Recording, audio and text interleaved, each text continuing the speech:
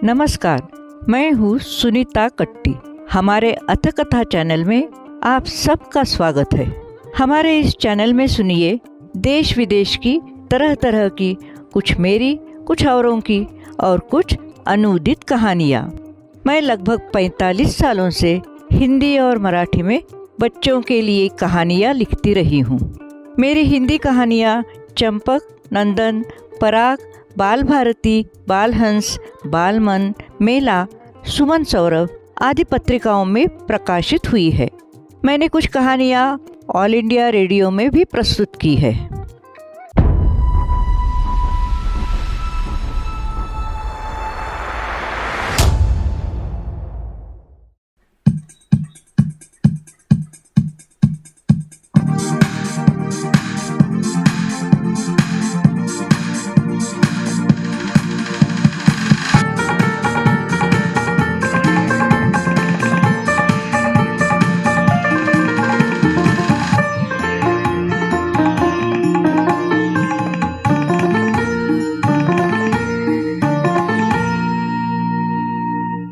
उपन्यास सम्राट मुंशी प्रेमचंद जी का असली नाम धनपत राय श्रीवास्तव था।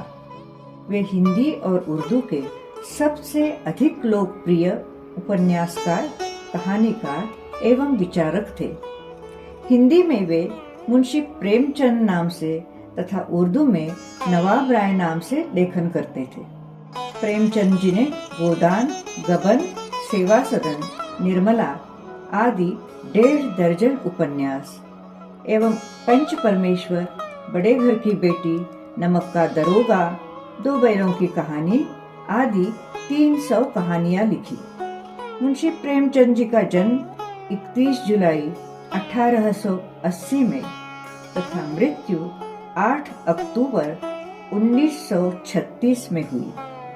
अपनी केवल 56 साल की जिंदगी में वे हमारे लिए साहित्य की अमूल्य संपदा छोड़ गए हैं। आज सुनिए मुंशी प्रेमचंद की कहानी परीक्षा। जब रियासत देवगढ़ के दीवान सरदार सुजान सिंह बूढ़े हुए तो उन्हें परमात्मा की याद आई। जाकर महाराज से उन्होंने विनय की। दीनबंधु दास ने श्रीमान की सेवा 40 साल तक की। अब कुछ दिन परमात्मा की भी सेवा करने की आज्ञा चाहता है। दूसरे, अब अवस्था भी ढल गई, राजकाज संभालने की शक्ति नहीं रह गई। कहीं भूल चूक हो जाए तो बुढ़ापे में दाग लगे, सारी जिंदगी की नेक नामी मिट्टी में मिल जाए। राजा साहब अपने अनुभवशील और नीति कुशल दीवान का बड़ा आदर करते थे। उन्होंने बहुत समझाया, लेकिन जब दीवान साहब ने न माना तो हार कर उन्होंने उनकी प्रार्थना स्वीकार कर ली, पर शर्त ये लगा दी कि रियासत के लिए नया दीवान उन्हीं को खोजना पड़ेगा। दूसरे दिन देश के प्रसिद्ध पत्रों में ये विज्ञापन निकला, देवगढ़ के लिए एक सुयोग्य दीवान की आवश्यकता है। जो सज्जन अपने को इसके योग्य समझे वे वर्तमान दीवान सरदार सुजान सिंह की सेवा में उपस्थित हो। ये ज़रूरी नहीं कि वे ग्रेजुएट हो, मगर उन्हें हृष्ट पुष्ट होना आवश्यक है। मंदाग्नि के मरीजों को, अपच के मरीजों को यहाँ तक कष्ट उठाने की कोई ज़रूरत नहीं। 1 महीने तक उम्मीदवारों के रहन सहन, आचार विचार की देखभाल की जाएगी। विद्या कम परंतु कर्तव्य का अधिक विचार किया जाएगा। जो महाशय इस परीक्षा में पूरे उतरेंगे वे ही इस उच्च पद पर सुशोभित होंगे। इस विज्ञापन ने सारे मुल्क में हलचल मचा दी। ऐसा ऊंचा पद और किसी प्रकार की कैद शर्त नहीं, केवल नसीब का खेल है। सैकड़ों आदमी अपना अपना भाग्य परखने के लिए चल खड़े हुए। देवगढ़ में नए नए और रंग बिरंगे मनुष्य दिखाई देने लगे। प्रत्येक रेलगाड़ी से उम्मीदवारों का एक मेला सा उतरता। कोई पंजाब से चला आता था तो कोई मद्रास से, कोई नए फैशन का प्रेमी था तो कोई पुरानी सादगी पर मिटता हुआ था। पंडितों और मौलवियों को भी अपने अपने भाग्य की परीक्षा करने का अवसर मिला। बेचारे सनत के डिग्री के नाम को रोया करते थे, सो यहाँ उसकी कोई ज़रूरत नहीं थी। रंगीन तमगे, चोगे और नाना प्रकार के अंगरखे और कंटो देवगढ़ में अपनी सज धज दिखाने लगे, क्योंकि सनत की कैद न हो पर सनत से पर्दा तो ढका रहता है।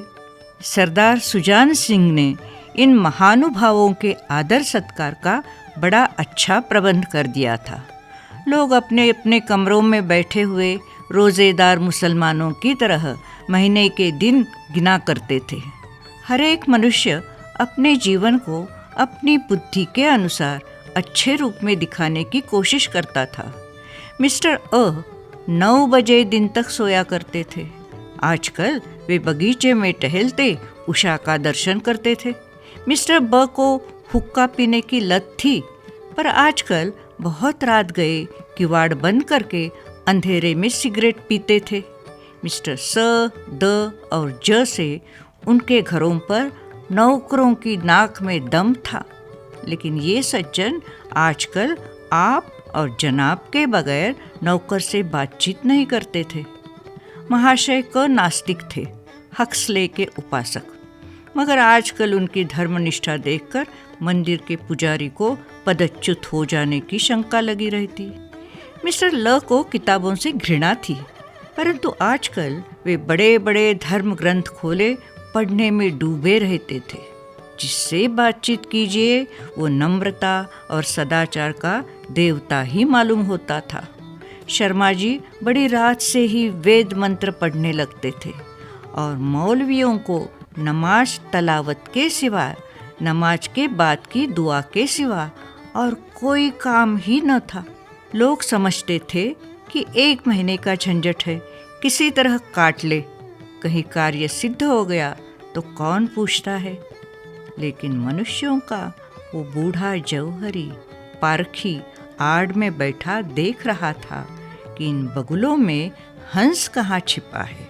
एक दिन नए फैशन वालों को सूझी कि आपस में हॉकी का खेल हो जाए। ये प्रस्ताव हॉकी के मंजे खिलाड़ियों ने पेश किया। ये भी तो आखिर एक विद्या है, इसे क्यों छिपा रखे। संभव है कुछ हाथों की सफाई ही काम कर जाए।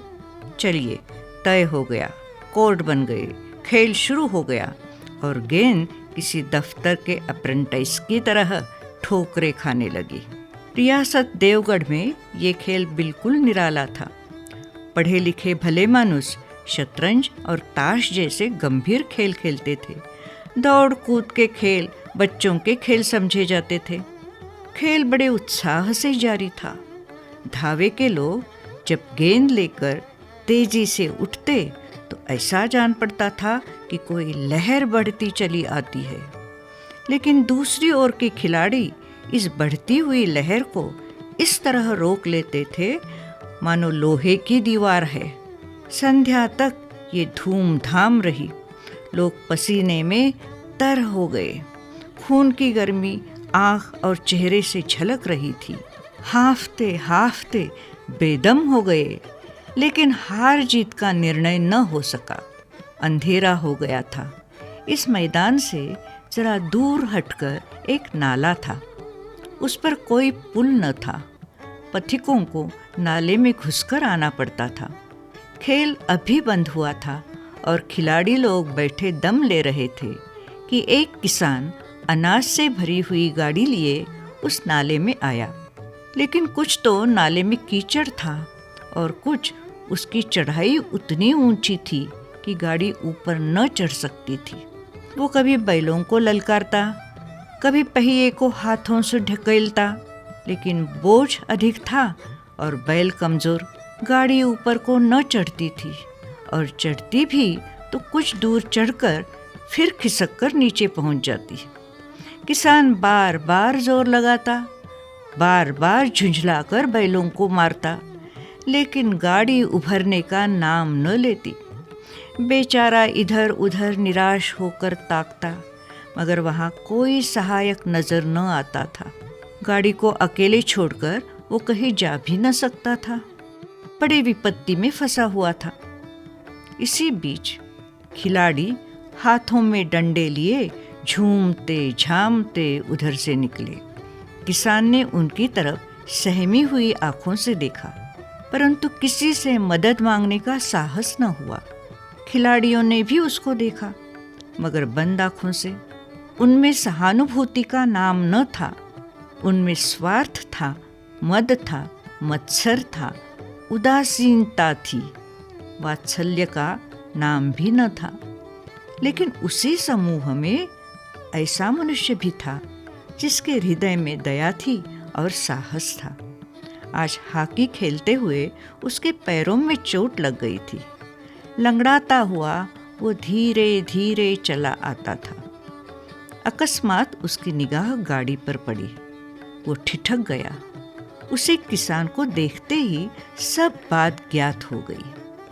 हॉकी किनारे पर रख दी, कोट उतार डाला और किसान के पास जाकर बोला, मैं तुम्हारी गाड़ी निकाल दूं?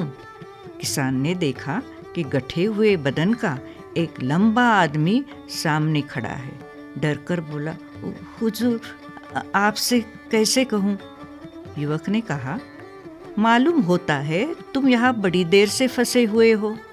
अच्छा, तुम गाड़ी पर जाकर बैलों को साधो, मैं पहिए को ढकेलता हूँ, अभी गाड़ी ऊपर आती है। किसान गाड़ी पर जाकर बैठा। युवक ने पहिए को जोर लगाकर खिसकाया।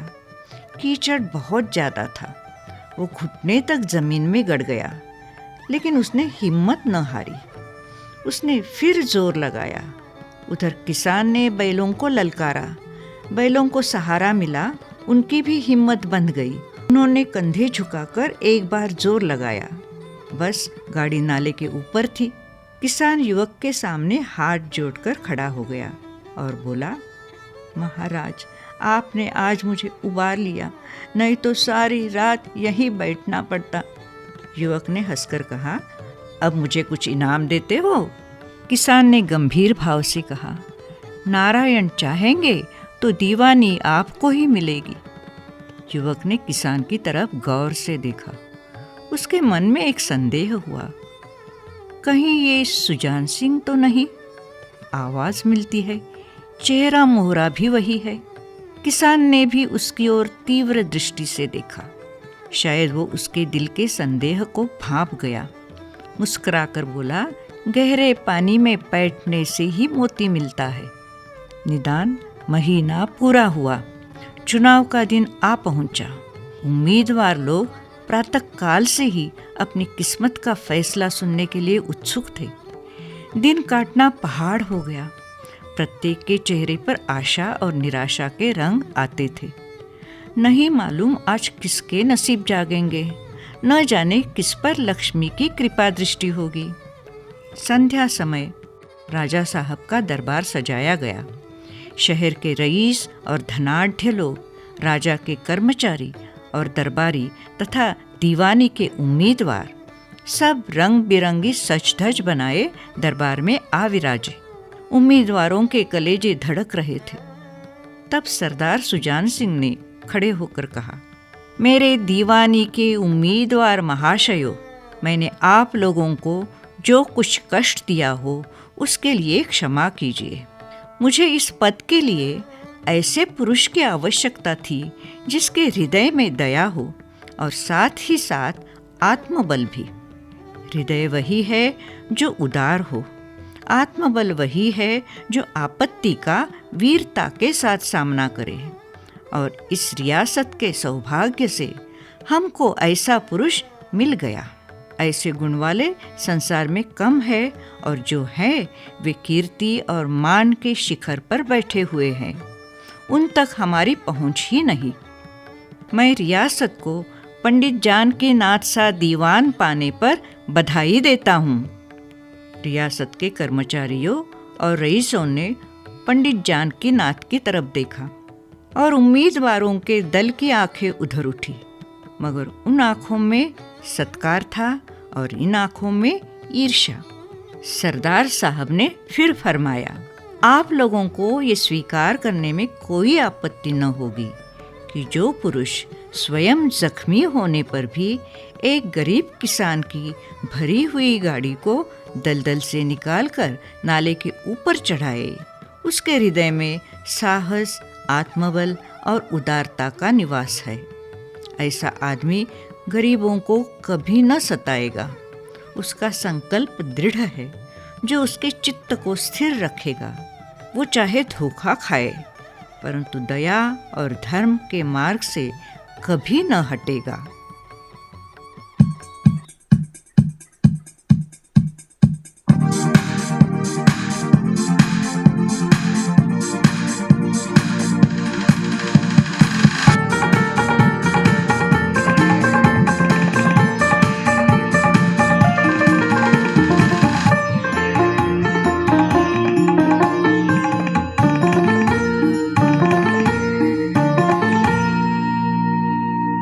है ना मज़ेदार कहानी?